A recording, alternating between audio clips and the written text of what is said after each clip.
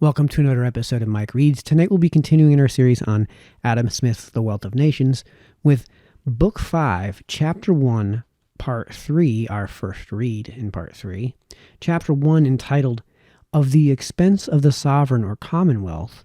and Part 3 entitled Of the Expense of Public Works and Public Institutions.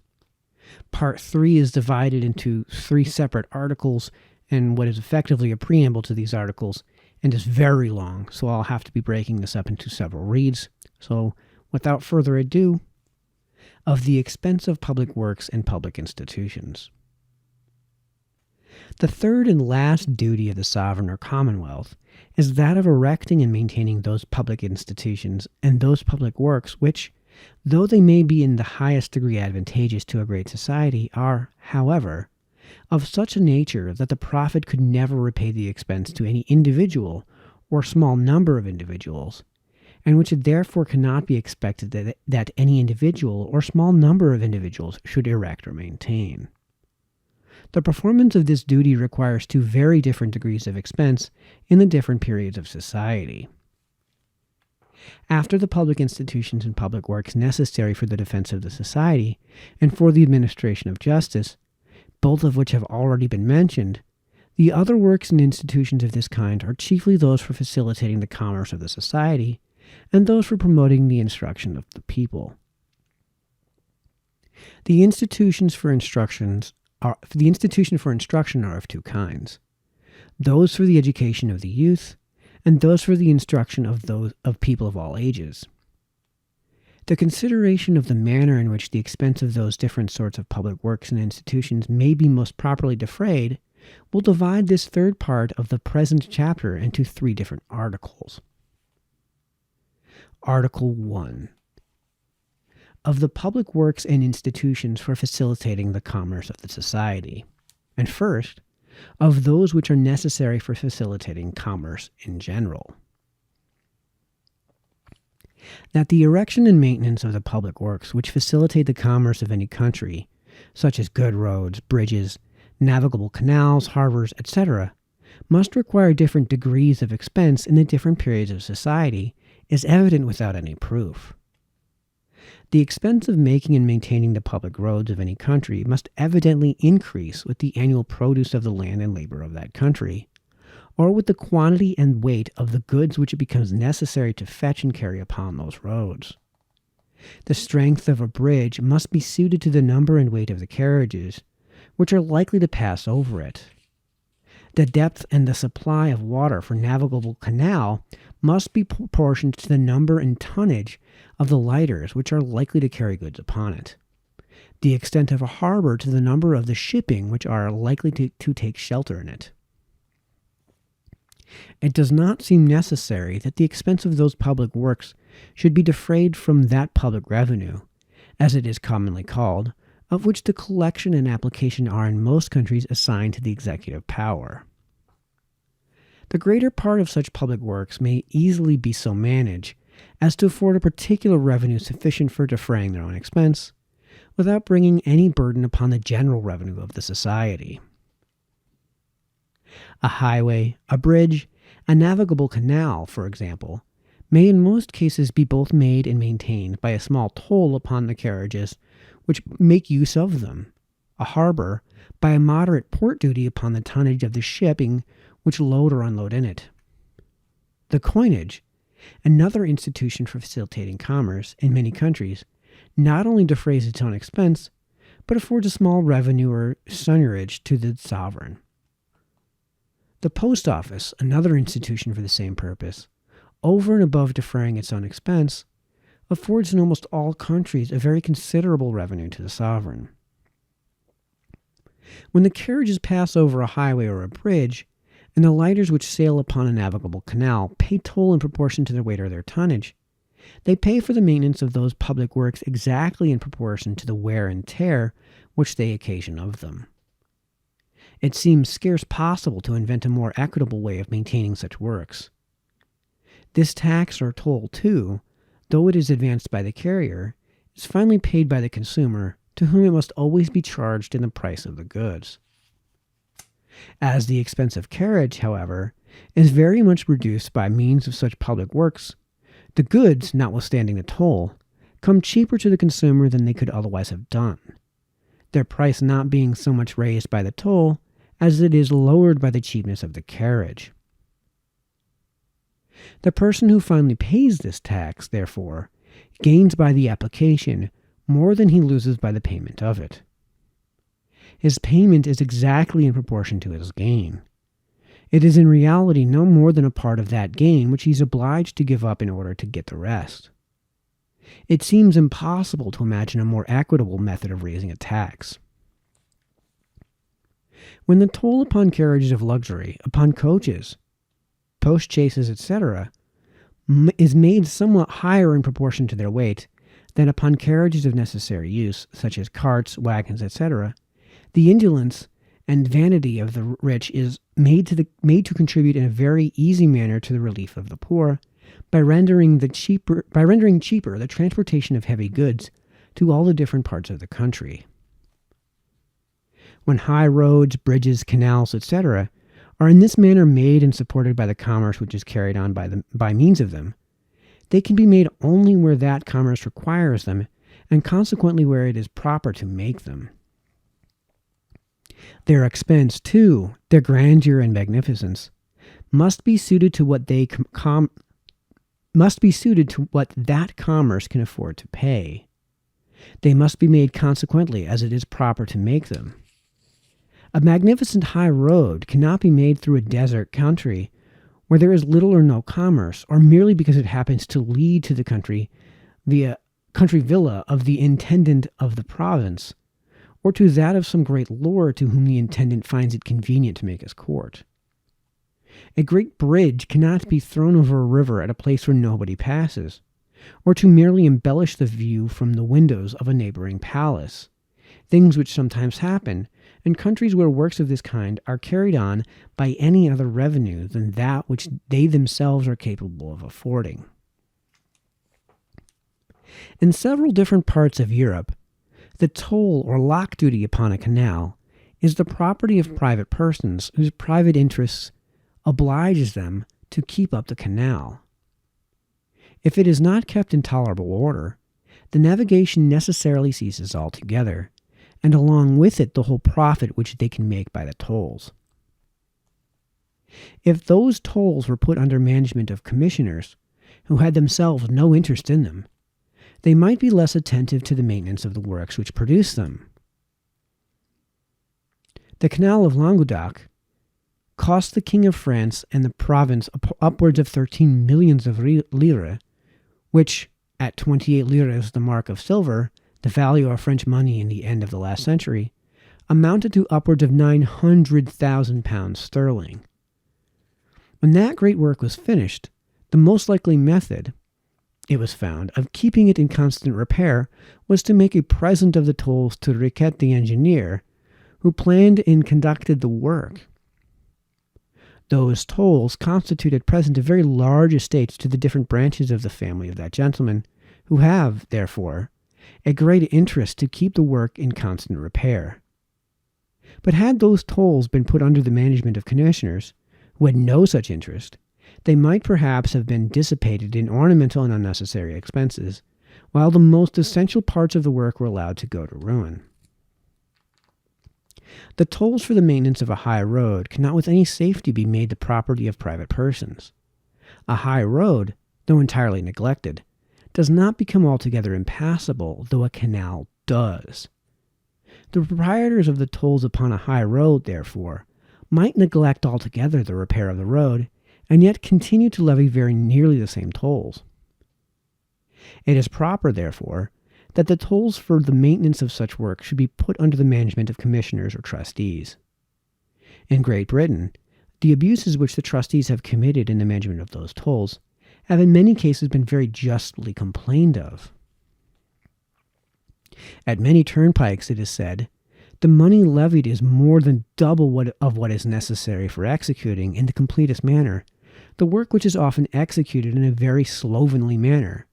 and sometimes not executed at all. The system of repairing the high roads by tolls of this kind, it must be observed, is not of very long standing. We should not wonder, therefore, if it has not yet been brought to that degree of perfection of which it seems capable. If mean and improper persons are frequently appointed trustees, and if proper courts of inspection and account have not yet been established for controlling their conduct, and for reducing the tolls to what is barely sufficient for executing the work to be done by them, the recency of the institution both accounts and apologizes for those defects, of which, by the wisdom of Parliament, the greater part may in due time be gradually remedied.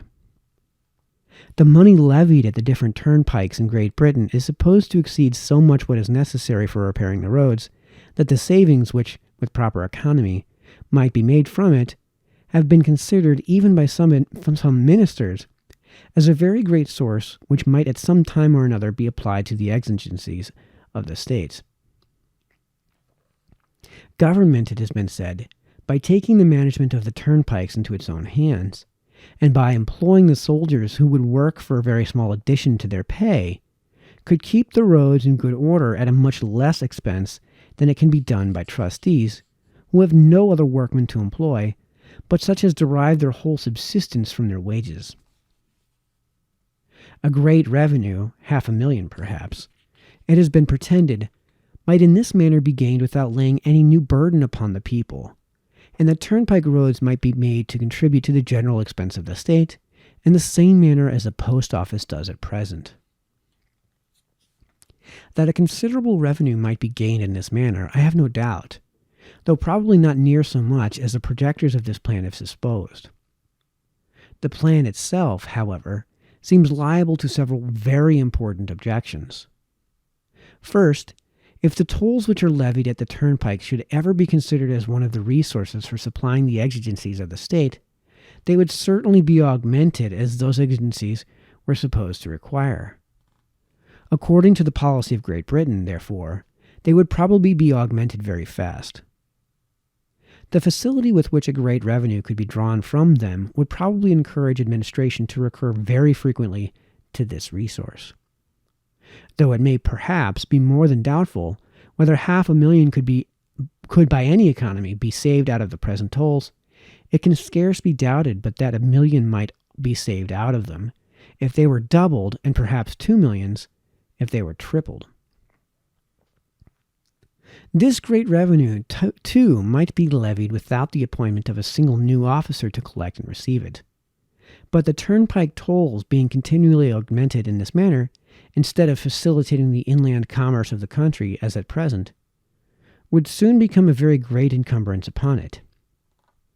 The expense of transporting all heavy goods from one part of the country to another would soon be so much increased, the market for all such goods, consequently, would soon be so much narrowed,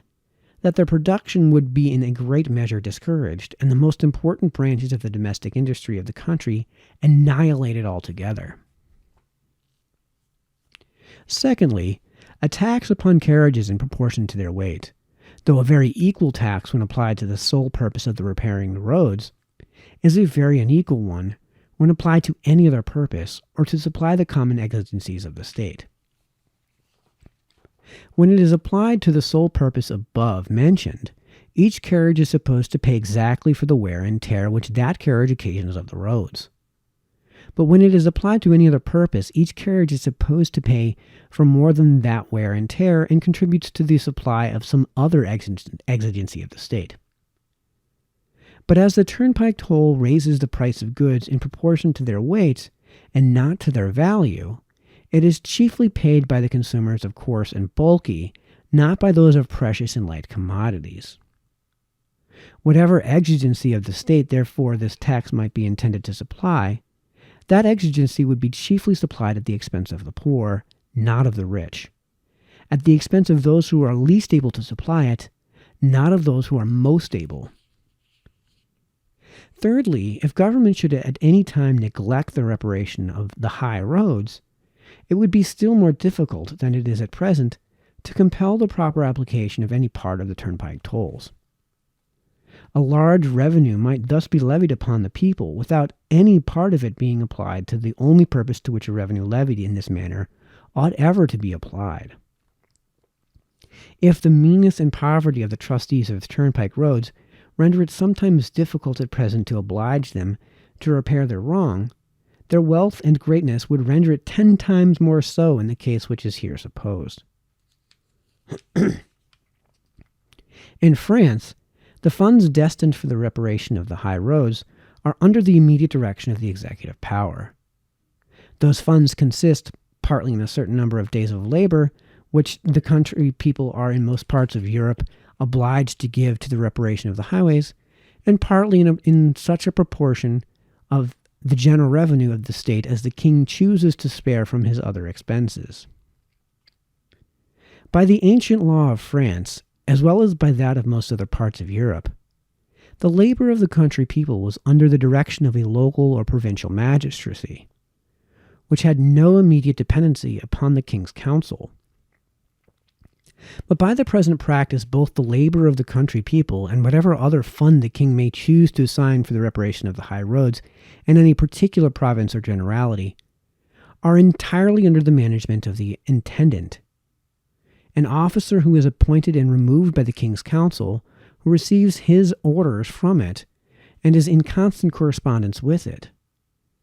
In the progress of despotism, the authority of the executive power gradually absorbs that of every other power in the state, and assumes to itself the management of every branch of revenue which is destined for any public purpose. In France, however, the great post roads, the roads which make the communication between the principal towns of the kingdom, are in general kept in good order, and in some provinces are even a good deal superior to the greater part of the turnpike roads of England. But what we call the crossroads, that is, the far greater part of the roads in the country, are entirely neglected, and are in many places absolutely impassable for any heavy carriage. In some places it is even dangerous to travel on horseback, and mules are the only conveyance which can safely be trusted. The proud minister of an ostentatious court may frequently take pleasure in executing a work of splendor and magnificence, such as a great highway which is frequently seen by the provincial nobility, whose applauses not only flatter his vanity, but even contribute to support his interest at court. But to execute a great number of little works, in which nothing can be done, can make any great appearance or excite the smallest degree of admiration in any traveler, and which, in short, have nothing to recommend them but their extreme utility, is a business which appears in every respect too mean and paltry to merit the attention of so great a magistrate. Under such an administration, therefore, such works are almost always entirely neglected. In China, and in several other governments of Asia, the executive power charges itself both with the reparation of high roads and with the maintenance of navigable canals. In the instructions which are given to the governor of each province, those objects, it is said, are constantly recommended to him, and the judgment which the court forms of his conduct is very much regulated by the attention which he appears to have paid to this part of his instructions. This branch of public police accordingly is said to be very much attended to in all those countries, but particularly in China, where the high roads, and still more in the navigable canals, it is pretended, exceed very much everything of the same kind which is known in Europe. The accounts of those works, however, which have been transmitted to Europe, have generally been drawn up by weak and wandering travelers, frequently by stupid and lying missionaries. If they had been examined by more intelligent eyes, and if the accounts of them had been reported by more faithful witnesses, they would not, perhaps, appear to be so wonderful. The account which Bernier gives of some works of this kind in Indostan falls very much short of what had been reported of them by other travelers, more disposed to the marvelous than he was. It may, too, perhaps be in those countries as it is in France, where the great roads, the great communications, which are likely to be the subjects of conversation at the court and in the capital, are attended to, and all the rest are neglected. In China, besides, in Indostan, and in several other governments of Asia, The revenue of the sovereign arises almost altogether from a land tax or land rent, which rises or falls with the rise and fall of the annual produce of the land. The great interest of the sovereign, therefore, his revenue, is in such countries necessarily and immediately connected with the cultivation of the land, with the greatness of its produce, and with the value of its produce. But in order to render that produce both as great and as valuable as possible, it is necessary to procure to it as extensive a market as possible, and consequently to establish the freest, the easiest, and the least expensive communication between all the different parts of the country, which can be done only by means of the best roads and the best navigable canals.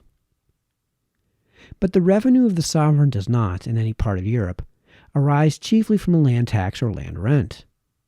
In all the great kingdoms of Europe, perhaps, the greater part of it may ultimately depend upon the produce of the land, but that dependency is neither so immediate nor so evident. In Europe, therefore, the sovereign does not feel himself so directly called upon to promote the increase, both in quantity and value, of the produce of the land, or, by maintaining good roads and canals, to provide the most extensive market for that produce. Though it should be true, therefore, what I apprehend is not a little doubtful, that in some parts of Asia this department of the public police is very properly managed by the executive power, there is not the least probability that, during the present state of things, it could be tolerably managed by that power in any part of Europe. Even those public works which are of such a nature that they cannot afford any revenue for maintaining themselves, but of which the conveniency is nearly confined to some particular place or district,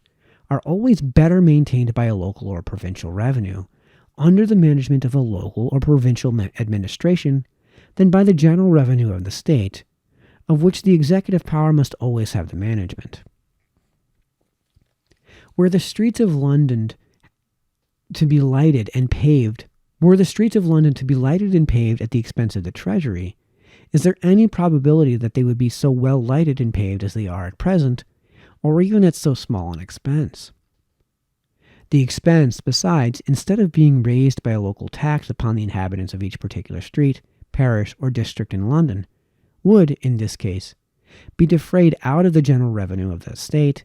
and would consequently be raised by a tax upon all the inhabitants of the kingdom, of whom the greater part derive no sort of benefit from the lighting and paving of the streets of London. The abuses which sometimes creep into the local and provincial administration of a local and provincial revenue, how enormous soever they may appear, are in reality, however, almost always very trifling in comparison to those of which commonly take place in the administration and expenditure of the revenue of a great empire. They are, besides, much more easily corrected. Under the local or provincial administration of the justices of the peace in Great Britain, the 6 days' labor which the country people are obliged to give to the reparation of the highways is not always perhaps very judiciously applied, but it is scarce ever exacted with any circumstance of cruelty or oppression. In France, under the administration of the intendants, the application is not always more judicious, and the exaction is frequently the most cruel and oppressive. Such corvées, as they are called, make one of the provincial instruments of tyranny by which those officers chastise any parish or communauté which has had the misfortune to fall under their displeasure. All right, that concludes that section. Yeah, I don't think we have time to finish this part of that section, so we'll have to continue with the next, I guess we'll call it a subsection of this article entitled Of the Public Works and Institutions Which Are Necessary for Facilitating Particular Branches of Commerce in our next read. So until then, this has been Mike, signing off.